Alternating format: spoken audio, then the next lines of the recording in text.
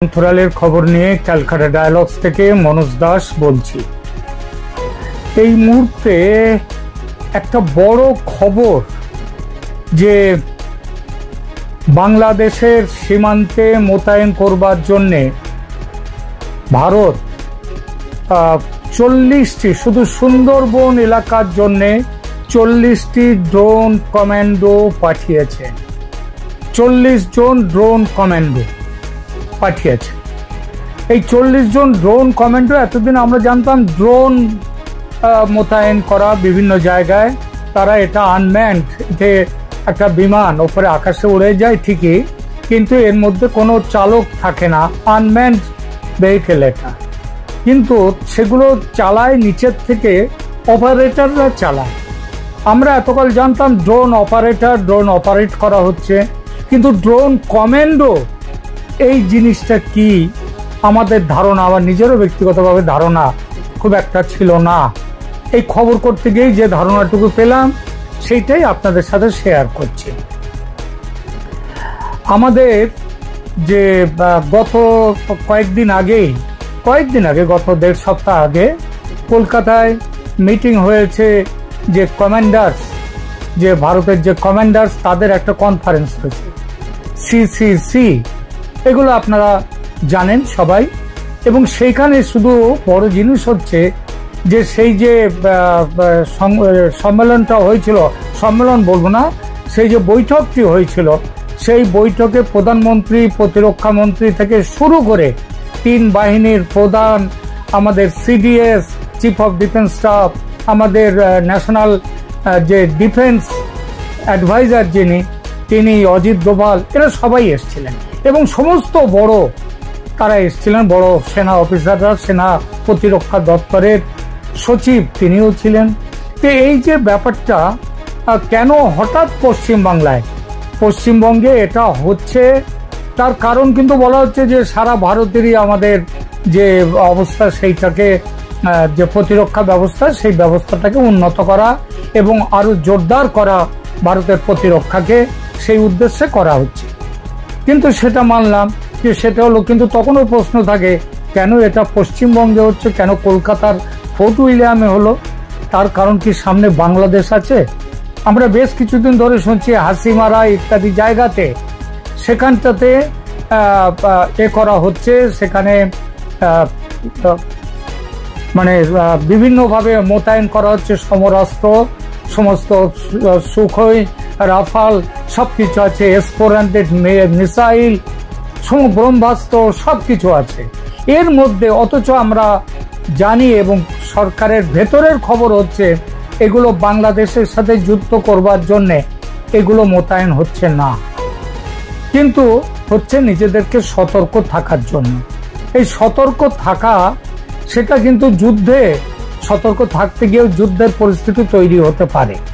যেমন ভারত ইতিমধ্যেই বলে দিয়েছে যে আমাদের দেশের মাটিতে কোনো রকম নাশকতামূলক কাজ হলে, কোনো সন্ত্রাসবাদী কাজ হলে সেটাকে আমাদের বিরুদ্ধে যুদ্ধ ঘোষণা বলে মেনে নেব, এবং যে দেশের সঙ্গে জড়িত সেই দেশের সঙ্গে যুদ্ধ ঘোষণা করব।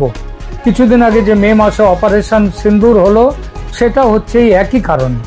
এখন বাংলাদেশ থেকেও এর সম্ভাবনা আছে, বিরাটভাবে আছে, এবং সেই জন্যেই বাংলাদেশের ক্ষেত্রে সরকার, ভারতের প্রতিরক্ষা দপ্তর অত্যন্ত সতর্ক ব্যবস্থা নিচ্ছে।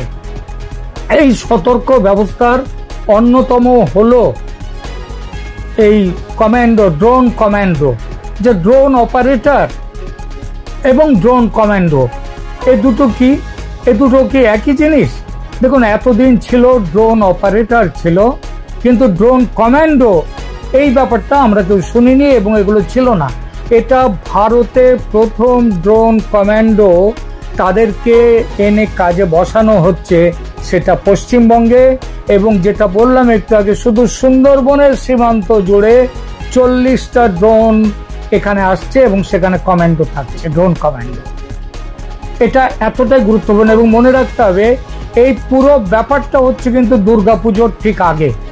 কেন দুর্গাপুজোর আগে এত বিশাল ব্যবস্থা? তার কারণ ভারত সরকারের কাছে ইতিমধ্যেই খবর এসেছে গোয়েন্দা সূত্রে যে বাংলাদেশের বেশ কিছু জঙ্গি সংস্থা তারা এই দুর্গাপুজোর সময়ে পশ্চিমবঙ্গের বিভিন্ন জায়গায় তারা তাদের নাশকতামূলক কাজ করতে পারে এবং এই নাশকতামূলক কাজগুলো যাতে না করতে পারে, সেখানে যাতে ব্যর্থ হয়, তার জন্যে এই সমস্ত কমান্ডো, ড্রোন কমান্ডো রাখা হচ্ছে।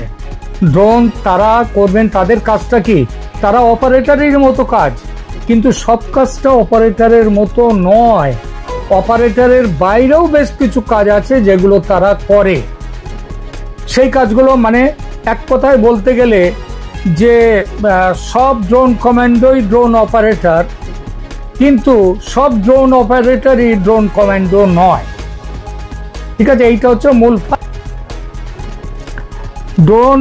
আর একটু এদের ফারাকটা আরেকটু বুঝিয়ে বলি যে ড্রোন কমান্ডো হলো ড্রোন পরিচালনায় বা ড্রোন যুদ্ধ ব্যবস্থাপনায় বিশেষভাবে ট্রেনিং প্রাপ্ত ব্যক্তি বা ইউনিট। এরা ঠিক কমান্ডোরা যেমন একজন কমান্ডো 20 জন 50 জন সাধারণ সেনার সাথে তারা লড়তে পারে, লড়বার যোগ্যতা তাদের থাকে, এই ঠিকই তাই ড্রোন কমান্ডো হলো সেই বিশেষ প্রশিক্ষিত বাহিনী যারা এই ড্রোনকে পরিচালনা করে এবং এটা সামরিক যুদ্ধ কৌশলে ব্যবহার করে। এই যে সম্প্রতি অপারেশন সিন্দুর হলো, সেখানে পাকিস্তান যত ড্রোন পাঠিয়েছিল তাদের বেশিরভাগ, প্রায় সবই ভারত সেটাকে আকাশেই বিনষ্ট করে দিয়েছিল। কিন্তু ভারতের ড্রোন তারা কিন্তু সফলভাবে, তার মধ্যে অনেক সুইসাইড ড্রোনও ছিল, সেই সুইসাইড ড্রোন তারা সেখানটা কাজ করে সেখানেই পড়ে গেছে, সেখান থেকে কাউকে ভাঙতে হয়নি, তারা তাদের কাজটা মিটিয়ে তারপরে আত্মঘাতী হয়েছে।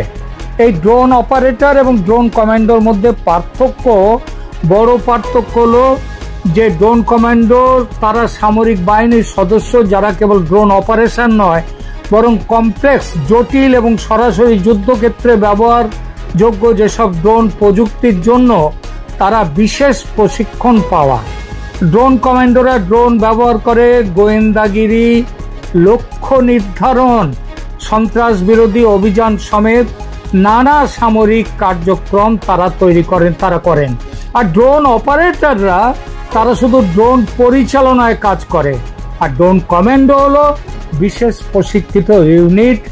এইবার কেন এটা বাংলাদেশ সীমান্তে প্রথম ব্যবহার হচ্ছে, মনে রাখবেন এটা এই বিশেষ কমান্ডো বাহিনীকে কিন্তু এখনো পাকিস্তান সীমান্তে, পশ্চিম সীমান্তে লাগানো হয়নি, কিন্তু বাংলাদেশ সীমান্তে লাগানো হচ্ছে।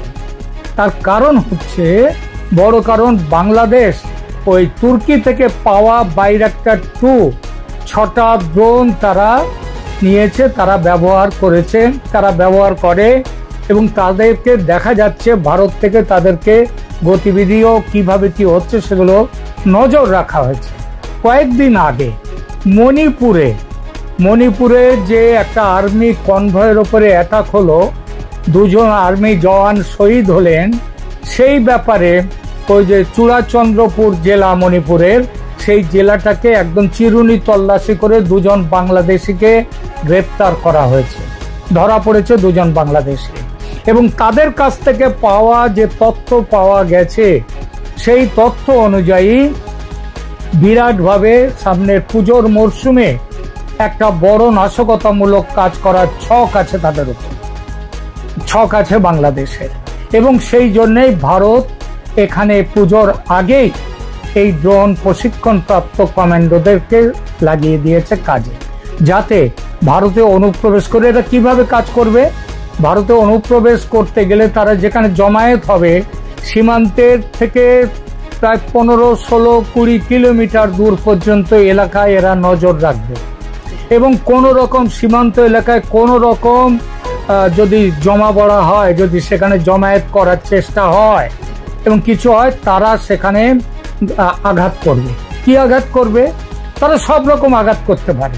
তারা সেখানে বোমা ফেলতে পারে, তারা সেখানে মিসাইল ফেলতে পারে, তারা অনেক কিছুই ফেলতে পারে। মিসাইল অবশ্যই এখান থেকেও ফেলা যায়, কিন্তু বোমাটা তারা সেখান থেকে ফেলবে। এবং সেইভাবে এখন এই যে বললাম না, কিছুদিন আগে বলা হয়েছে যে ভারতের কমান্ডার্স যে কনফারেন্স হয়েছে, সেখানটায় বলা হয়েছে যে কোনো রকম সীমান্তে কোনো রকম নজরদারিতে ঘাটতি থাকবে না।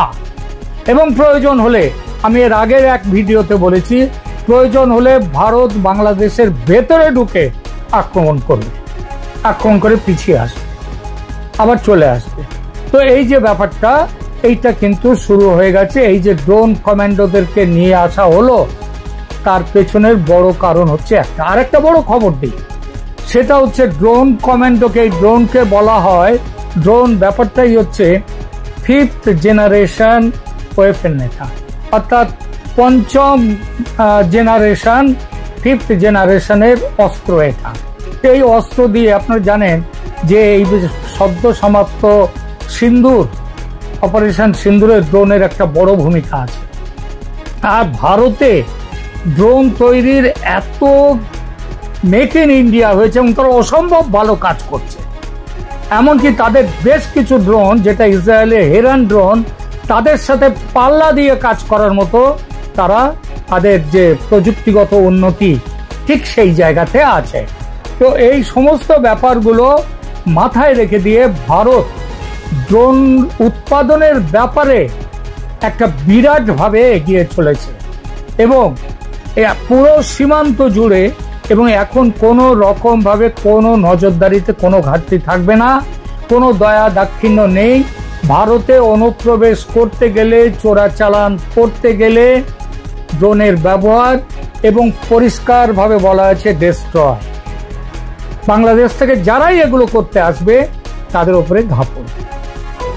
এই জন্য কমান্ডো ড্রোন মনে রাখতে হবে, ভারতের মধ্যে এই যে ড্রোন কমান্ডো, এটা প্রথম তারা ভারতের মধ্যেই বসে থাকবে। যারা এই কমান্ডো যারা বসে থেকে, তারা একটা ড্রোন শুধু নয়, তারা কয়েকটি ড্রোন তাদের হাতে থাকবে, সেগুলোকে তারা পরিচালনা করবেন। তার মধ্যে যুদ্ধাস্ত্র দেয়া, কোথায় কিভাবে কার উপরে, এবং পুরো ব্যাপারটা তাদের ছবি দিয়ে তারা চলে আসবে। একেবারে প্রেসিশন, অর্থাৎ নিখুঁত যে লক্ষ্য, সেই লক্ষ্যে আঘাত করার ব্যাপারে এই কমান্ডোরা প্রস্তুত। ভারতের মধ্যে প্রথম এদেরকে রাখা হলো বাংলাদেশ সীমান্তে। এতেই বোঝা যায় যে বাংলাদেশ